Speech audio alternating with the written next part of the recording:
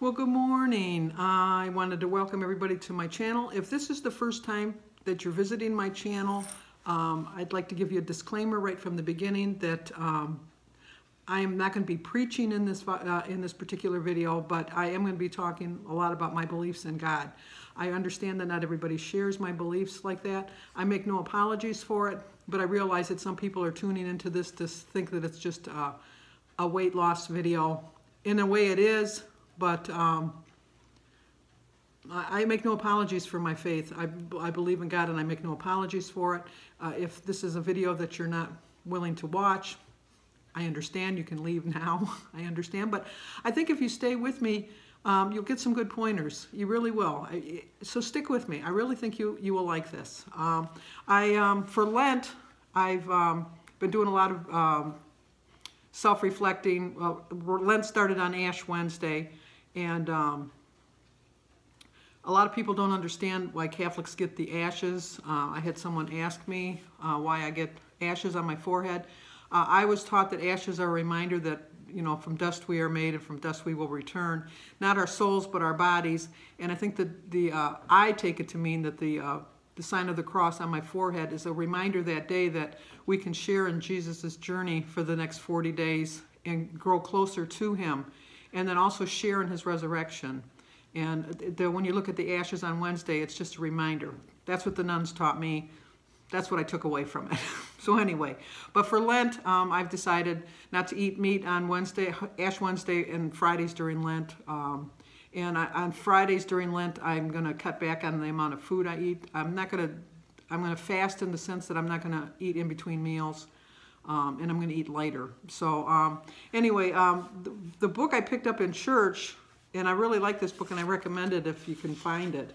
And it's not really just a Catholic book. I got it at a Catholic church, but it applies to all religions, I think. And it just asks you the question, if today was your last day, what would you do? If you knew today would be your last, what would you do? And the chapter I was reading today, because I read a chapter a day, actually I read 2 chapters on Ash Wednesday because I read one in church, and then I read one when I got home, and then I read 3, and then 4 was today. I do what I hate. And you know what? It spoke to me. It really spoke to me. One of the questions that I asked, they said, have you ever asked yourself, why can't I stop eating? Is it because I'm a creature of habit? Is it because this is what I'm used to? I've been eating like this my whole life. I've been eating like this for a long time. How do I change? I don't know if I can change this. And you know what? I really feel like I'm addicted to certain foods. I really do feel that I had it in my mindset that on Sundays I was going to have a Suzy Q. Whether I wanted one or not, I had it in my mindset that I was going to have it. And that's a sign of addiction. It really is. But one of the things, I think that most families, not all families, but I think most families deal with alcoholism in their family. I had a brother that was an alcoholic, and I'm basically, I think, addicted to food. So I'm an alcoholic. I'm a popaholic. I really am. I hear that little psh sound from when you open up a can of pop, no matter where I am, and it just triggers something in my brain. They're drinking pop. I gotta have a pop. I really do. I really get it. Now, if I go out to eat at a restaurant and they bring me a pop in a glass, I haven't heard that fizz. I haven't heard that popping sound of the can. And I can do fine with just one. But hearing that can pop, that's just my trigger. That's my trigger. And I'm addicted to Pepsi and Coca-Cola and pop. Pop in general. I'll drink any kind of pop. I really will. Even if I don't like it. I'm not a fan of Mountain Dew, but if that's all they have to offer, you know what? The addiction takes over, and I'll drink a Mountain Dew. And I won't enjoy it, but I'm thinking, you know what? I'm addicted to pop. I'm going to drink this no matter what. Just like an alcoholic, I know from my own experience with my brother, he wanted to stop drinking. He really did want to stop drinking, and he did stop for a while. But it just takes that one time. It just takes that one time, and that's what's going to do it. But, you know, everybody can benefit from the 12-step program that Alcoholics Anonymous offers. And that's why I put that at the beginning of the video if you wanted to screenshot it and just follow the program, because it really It really is, applies to all things in life. You can change the addiction. You know, you can say I'm addicted to smoking, gambling, gossiping. I think the psychiatrist said there's over 150 known addictions. That's a lot. That's a lot when you think about it. But you have to remember, you're not alone. If everyone showed up at a meeting for whatever addiction that you have, if everybody in the United States, even in your city, we'll just say in your city, if everybody in your city that was addicted to something showed up at a meeting, there wouldn't be enough tables, or there wouldn't be enough chairs. There would be no room for them, because you are not alone. There are so many of us out there struggling. And you just have to realize that there's a lot of people out there that are struggling just like we are. So the first step is to admit you're powerless over whatever it is. Mine is pop. So admit you're powerless over pop, and my life becomes so unmanageable about it. It does become unmanageable in the sense that I spend too much money on pop, and I just go into withdrawal if I don't anymore, because I don't drink it. I don't have it in the house, but I just I go crazy. It's like, why don't I have any pop? Why don't I have any pop? You know, and it's just, you know, you just have to have the three basic tiers of it is to have acceptance, courage, and wisdom. You have to accept that you have the problem. You really have to accept that there's something going on. It could be whatever it is that's triggering you to overeat. You have to have the courage to know that you can overcome this. You really can overcome it. And the wisdom to know, you know what, if I don't have the pop in the house, I'm not going to drink it. Am I really going to get in the car and drive to the store to get some pop? If I really do that, then I must really, really want it, because that takes a lot of effort. You know, whereas if it's in your refrigerator and you just got to walk in the next room and get the pop or the cookie or the cake or the donut or whatever it is, you know, it's harder to have self-control. But if you know, especially here in Michigan, you're going to have to get out your coat, get out your boots, get your hat, get in the car. It's going to be cold. You know, then you're going to have to find a parking spot. You're going to have to walk in the cold to get to where you want, and then you're going to have to stand in the line. Is it worth all of that? And a lot of times, yeah, maybe it is. Maybe at that particular moment in your life it is. Then go for it. But I bet you every day it's not like that. Every once in a while it is. And then ask yourself some questions. Why are you afraid to lose weight? I know that's a silly question. A lot of times people say, you know, well, yeah, I'm afraid to lose weight. But sometimes I think people are. I think the reason, and you know, I'm not a psychologist, although I play one on TV. That's our favorite line in my family. A lot of times, like women that are raped, they say usually gain a lot of weight because they think they won't be as attractive. If you don't want people to really know you, the real you, you might stay a little bit overweight. You might be afraid of losing your friends. You know, like they all go out to eat and you don't want to be the downer that's not going to, you know, have something. Oh yeah, well let's not have Sandy come because she's no fun. You can go out and still have a good time. You don't have to eat to have a good time. You can still go to the bars and the restaurants and that, and they can share an appetizer. You can order from the healthy plate. I know this. I don't. You know, I should practice what I preach, but I don't. But I'm working on it. I really am working on it. I've made accomplishments in the sense that Jim and I, when we go out to eat, we always got an appetizer. Always, without fail, we got an appetizer, and we always got a dessert. Well, slowly I stopped doing the desserts. And then now I've stopped doing the appetizers. So it's small baby steps. You're really not going to lose your friends unless you changed the way you are personally. Now, you know, granted, when you lose weight, you're going to be a different person. That's just a fact of life. You're going to be able to do more. You're going to have a little bit more self-esteem. You're going to feel a little bit better about yourself. But your true personality should always stay the same. It really should stay the same. And if you still have your same personality, you'll be fine. If you lose weight and then you start judging the other people that probably should lose weight and that aren't, you're going to lose those friends. Nobody wants to tell you, you know, like your mother said, do as I say, not as I do. Don't be saying, no, do as I, yeah, that's right, do as I say, not as I do. You just don't, you know, like show them by an example. Show them. My family all joined with me at Weight Watchers, and they all dropped out. But that doesn't mean that they discourage me from going. They're really my biggest encouragers. They ask me every Saturday how I did. If I don't text them, they text me right away. What did you do? And if I've had a gain, they give me support. You know what? It's just 1 week. You know, you'll get over it. They're very encouraging. They really are. And they don't tempt me like saying, like, well, let's go here, let's go there. You can have that piece of cake. You can have that ice cream. They never ask. And if I have a piece of cake or ice cream, they don't say, oh, is that on your diet? Because they know I can have whatever I want within limits. The second thing you need to do is believe in a power greater than yourself. I believe that a power greater than me is God. But not everybody believes that, and I understand that. I don't accept that, but I understand it. But maybe there's a power greater than you, like a friend. Maybe a friend is like what you really need to help you get over this hump. Maybe going to meetings. Meetings help me tremendously. I would have never thought. I always thought I could do it on my own. And it's just the fact that I have to go to a meeting just to get that encouragement and support, because you're with other people that have the same problems as you do. And the third thing you want to do is make a decision to turn your will and lives over to God. I think I do that already, but I think that the fact that I'm going to be sacrificing for some of the foods that I like to eat is my way of getting closer to God. And a lot of times people that aren't believers always say, well, how does that make that any difference? And it's kind of hard to explain to believers. It's like you just have to have faith.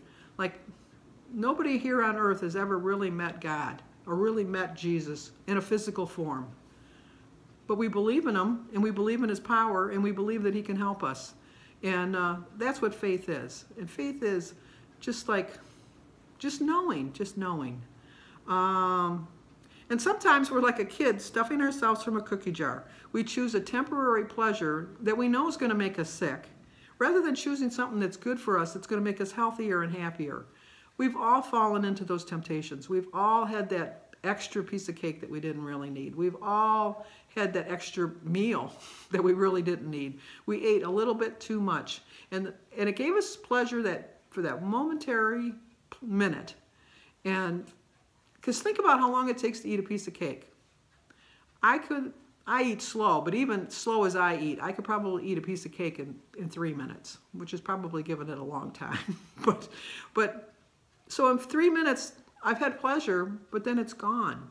Whereas if I had an apple, which is not the same, I understand, I hear you out there, an apple or a piece of cake, we're always going to pick the piece of cake. I am. I should speak for myself.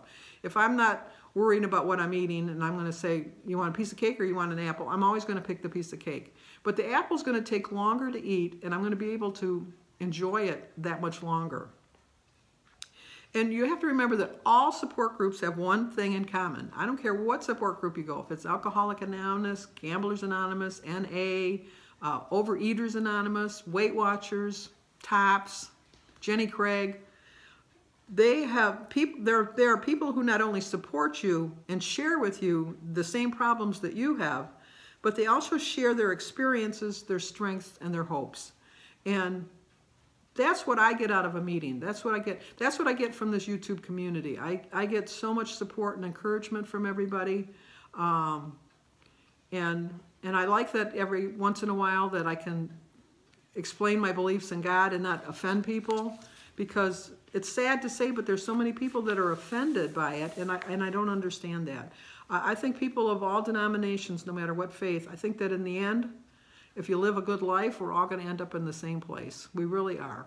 And I personally even believe that God forgives those that don't believe in him. That's how strong my belief is in God. I'm not saying that they have a direct path to heaven.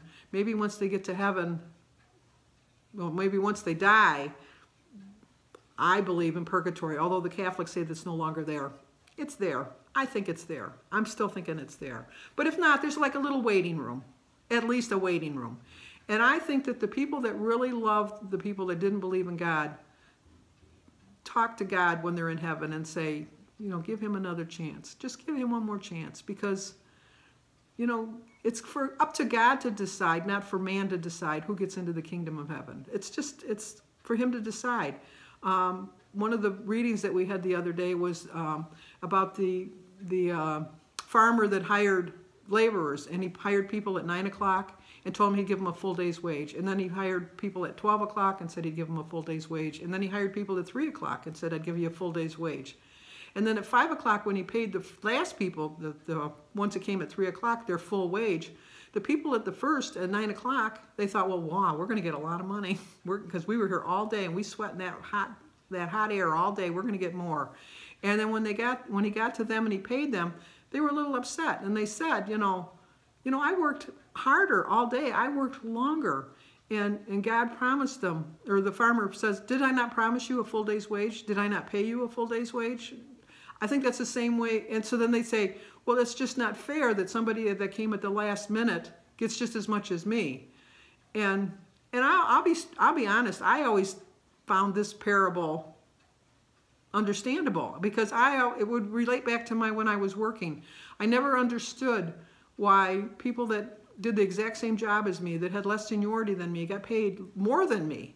And in a sense, the people that came at 3 o'clock really got paid more than the people that came at 9 o'clock. But so I understand why. So getting back to my point is that God might decide that the people that at 3 o'clock that didn't believe in him had enough people that had enough faith in their belief in God that he was an all-forgiving God, and that he would bring them into heaven. That's not to say that everybody gets to heaven. I'm not saying that, because there are some really evil people on earth, and the devil does tempt some people, and they'll join the devil because they wanted to join with him in heaven or on earth, and so you know what, they can spend eternity with him in hell if that's the way they wanted to spend their earth. But I think that people that just lack faith are people we need to pray for stronger. Okay, now I'm preaching. Oh my gosh, I am so sorry. I am so sorry about that. I don't, this is not a channel that I want to preach at. This is just not, but it just kind of, I'm just like, I'm reading my books. I got my Lent book. I got my other book. And so anyway, so if you think that the 12 steps might help you, let me go over them real quick because they're in here. Number 1 is we admit we are powerless over people, places, and things. Number 2, we come to believe that a power greater than ourselves can restore us. Number 3, we made a decision to turn our will and lives over to the care of God or whoever you choose. Number 4, we made a searching and fearless moral inventory of ourselves. Number 5, we admitted to God, to ourselves, and to other human beings the extent of our wrongs. Number 6, we are entirely ready to have God remove all those defects of character. Number 7, we humbly ask him to remove our shortcomings. Number 8, we make a list of all persons we have harmed and become willing to make amends to them all. I take this to mean your family, that you've deprived them of the full being of you, of how you could have done better. You could have done more with them if you would have had your weight in control. Number 9, we make a direct amends to people whenever possible, except when to do so would injure them or others. I think that's pretty self-explanatory. Number 10, we continue to take personal inventory, and when we were wrong, we promptly admit it. Number 11, we sought through prayer and meditation to improve our conscious contact with God as we understand him, praying for knowledge of his will for us and the power to carry that out. And the 12th is to have a spiritual awakening as a result of these steps. We try to carry the message to those who are like us, who are addicted to sin, and to practice these principles in all of our affairs. So I know I got a little preachy at the end. Sorry about that. And I'm even going to get preachier now because this is the parable that I read today, and it really struck home with me, and it really spoke to me. And so I wanted to share it with you here at the end. What I do not understand. For I do not do what I want, but I do what I hate. And that's St. Paul talking to the Romans, verses 7:15.